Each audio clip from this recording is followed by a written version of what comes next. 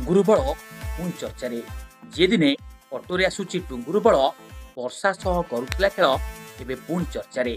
କିନ୍ତୁ ବର୍ଷାର ପ୍ରେମ ପାଇଁ ନୁହେଁ, ଆପଣ ଜାଣିଲେ ଆଶ୍ଚର୍ଯ୍ୟ ହେବେ। ଏହି ଟୁଙ୍ଗୁରୁ ବଳ କୋଟିଏ ଟଙ୍କାର କଲା ଖେଳ, ସାଙ୍ଗରେ ଥିଲେ 10 ବଳ। ହଁ ଆଜ୍ଞା, ଏବେ ଟୁଙ୍ଗୁରୁ ବଳକୁ ଗିରଫ କରିଛି ଭୁବନେଶ୍ୱର ପୋଲିସ। ଏବେ ଅଟୋରେ ଭାଉଜଙ୍କୁ ନୁହେଁ, ଅଟୋରେ ବୋହି ନେଇ ଯାଉଥିଲେ ଏହି ଲୁଟେରାମାନଙ୍କୁ ରାଜଧାନୀର ରାଜରାସ୍ତାରେ।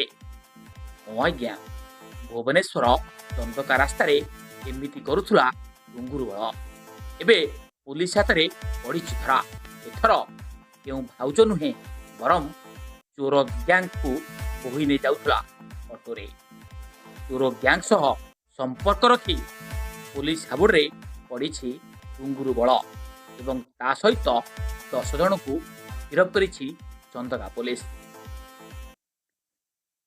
ଗୋଟେ ଆପାର୍ଟମେଣ୍ଟରୁ ଚୋରି କରି ଫେରୁଥିବା ବେଳେ ଚୋରି ସାମଗ୍ରୀ ସହିତ ଧରା ପଡ଼ିଲା ଟୁଙ୍ଗୁରୁ ବଳଙ୍କ ସମେତ ମୋଟ 10 ଜଣ।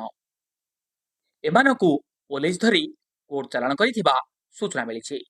Bureau report, AMS news.